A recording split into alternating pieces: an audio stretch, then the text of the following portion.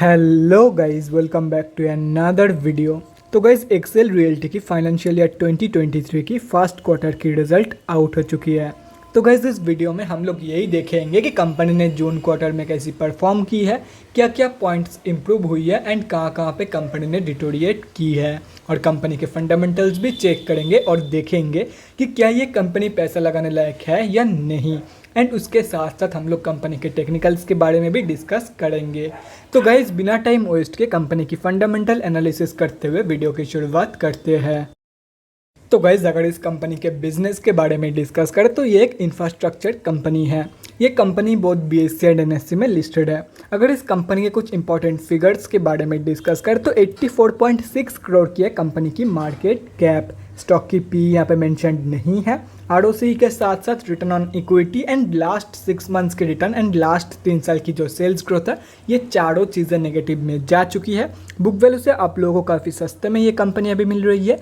Dividend company देती नहीं है एंड फेस वैल्यू 10 रुपये की है। अभी अगर कंपनी की जून क्वार्टरली की रिजल्ट के बारे में डिस्कस करें तो गाइस, जून 2022 की क्वार्टरली रिजल्ट आप लोगों के सामने है एंड यहाँ पे जितने भी सारे फिगर्स दिया हुआ है वो सब लैक्स में मेंशन किया हुआ है।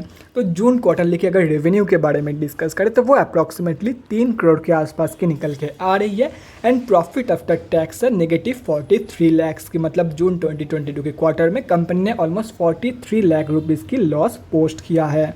अगर ये जून 2021 से कंपेयर किया जाए तो यहाँ पे कंपनी ने एक ज़बरदस्त सेल्स ग्रोथ के साथ साथ एक ज़बरदस्त प्रॉफिट में ग्रोथ दिखाई है। प्रॉफिट में ग्रोथ तो खैर छोड़ ही दो, यहाँ पे कंपनी ने एक जो बहुत ही ज़बरदस्त इंप्रूवमेंट दिखाई है। रेवेन्यू भी पॉजिटिव में आ चुकी है एंड अगर प्रॉफिट देखा जाए तो वो भी बहुत ही कम लॉस कंपनी ने पोस्ट किया इन जून 2022 की क्वार्टर कंपेयर टू जून 2021। लेकिन अगर मार्च 2022 मतलब लास्ट क्वार्टर की कंपैरिजन में देखा जाए तो कंपनी ने कम रेवेन्यू पोस्ट किया है कंपेयर टू मार्च 2022 की क्वार्टर। लेकिन अगर इन टर्म्स ऑफ प्रॉफिट देखा जाए तो यहाँ पे भी आप लोग को इम्प्रूवमेंट होता हुआ नज़र आ जाएगा मार्च 2022 के क्वार्टर के भी कंपैरिजन में, जैसे कि यहाँ पे आप लोग देख सकते हो। एंड ये सिर्फ और सिर्फ कंपनी ने अचीव किया है अपने एक्सपेंसेस को कंट्रोल करके, जैसे कि यहाँ पे आप लोग साफ देख सकते हो। जून 2022 के क्वार्टर में कंपनी की जो सेल्स है या तो फिर रेवेन्यू है उसके कंपैरिजन में जो एक्सपेंसेस है वो ऑलमोस्ट सेम है। लेकिन मार्च क्वार्टर में कंपनी की जो रेवेन्यू थी उसके कंपैरिजन में कंपनी की जो एक्सपेंसेस थे वो बहुत ही ज़्यादा थी एंड इसीलिए जून 2022 के क्वार्टर में कम रेवेन्यू होने के बावजूद कंपनी ने अच्छा परफॉर्मेंस दिखाई है इन टर्म्स ऑफ प्रॉफिट। अभी अगर कंपनी की बैलेंस शीट की हेल्थ के बारे में डिस्कस करें तो गाइस, फाइनेंशियल ईयर 2022 में कंपनी ने रिजर्व के साथ साथ डेट भी रिड्यूस करी है एंड अगर देखा जाए तो रिजर्व ज़्यादा रिड्यूस हुई है कंपेयर टू कंपनी की डेट। मतलब बैलेंस शीट की जो हेल्थ है वो डिटोरिएट हुई है इन फाइनेंशियल ईयर 2022। लेकिन अगर ओवरऑल देखा जाए तो डेट के कंपेरिजन में कई गुना ज़्यादा रिजर्व मौजूद है कंपनी के पास। मतलब ओवरऑल जो बैलेंस शीट की हेल्थ है वो काफ़ी बढ़िया है, लेकिन FY 2022 में हेल्थ डिटोरिएट हुई है। अगर कंपनी के कैश फ्लोज के बारे में डिस्कस करें तो कैश फ्लोज की जो कंडीशन है वो इम्प्रूव हुई है इन फाइनेंशियल ईयर 2022।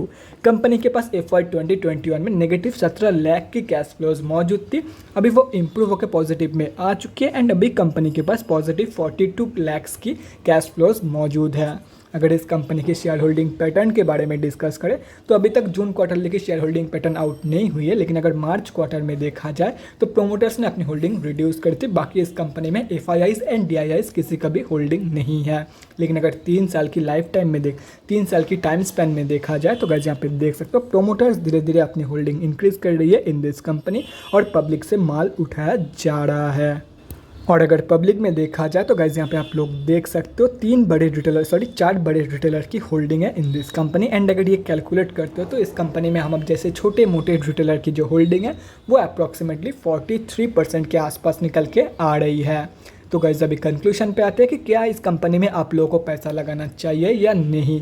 तो देखो गाइस, कंपनी की जो ग्रोथ है वो काफ़ी बढ़िया है, लेकिन अभी भी कंपनी लॉस मेकिंग ही है एंड ऊपर से ये एक पेनी स्टॉक है।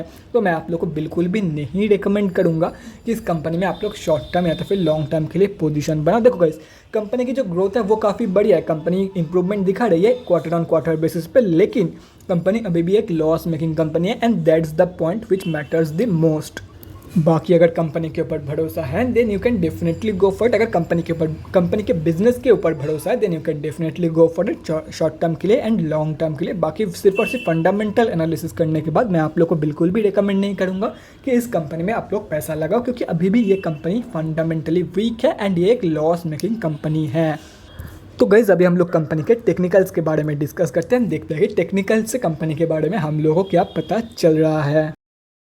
तो गाइज यहाँ पे हम लोग आ चुके हैं एनएससी के डेली चार्ट पे एंड पहले ही क्लियर कर रहा हूँ ये कंपनी स्विंग ट्रेडर्स के लिए नहीं है एंड ये मैं इसीलिए बोल रहा हूँ कि company maximum time upper circuit या लोअर सर्किट में ही रहती है। तो अपर सर्किट में बाय एंड लोअर सर्किट में सेल बहुत ही कम रिटेलर्स कर पाते हैं, मैक्सिमम टाइम वो बंदे ट्रैप्ड हो जाते हैं। तो इसीलिए मैं स्विंग ट्रेडर्स को यही बोलूँगा कि इस कंपनी से दूर रहो। बाकी अगर करना चाहते हो, स्विंग ट्रेड लेना चाहते हो तो ले सकते हो अकॉर्डिंग टू पिवट पॉइंट्स।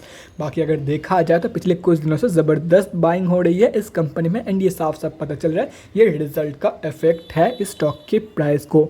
ये स्टॉक ऑलमोस्ट यहाँ पे पकड़ लो 5 रुपये के प्राइस से 5.05 ऑलमोस्ट 5 रुपये के प्राइस से ये कंपनी आज 9 रुपये की प्राइस पॉइंट हिट कर दिया। ऑलमोस्ट 50% रिटर्न देने ही वाला है विद इन 2 वीक और 3। और अगर RSI देखा जाए तो ये कंपनी अभी ओवरबॉट जोन में जाने ही वाली है, जैसे कि यहाँ पे आप लोग देख सकते हो। तो इस टाइम पे मैं किसी भी बंदों को, चाहे वो शॉर्ट टर्म के लिए जा रहा हो या लॉन्ग टर्म के लिए, किसी भी बंदों को मैं इस टाइम पे एंट्री लेने के लिए सजेस्ट नहीं करूँगा।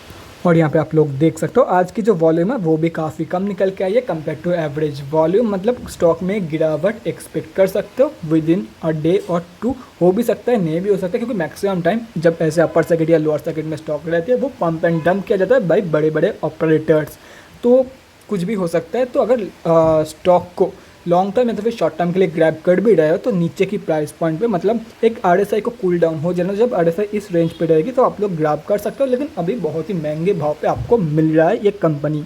तो guys that's it for this video, अगले वीडियो में मिलते हैं गाइज। Thanks for watching. और गाइज अगर आप लोग के मन में कोई भी डाउट या क्वेरी रहती है स्टॉक मार्केट या किसी भी स्टॉक से रिलेटेड तो कमेंट सेक्शन में कमेंट करके मुझसे पूछ सकते हो, या तो फिर मेरे इंस्टाग्राम का लिंक आप लोगों को डिस्क्रिप्शन बॉक्स में मिल जाएगा, जाके वहाँ पर ही मुझे DM कर सकते हो for an 1-on-1 conversation. Thanks again for watching guys, bye guys, and definitely guys stay safe.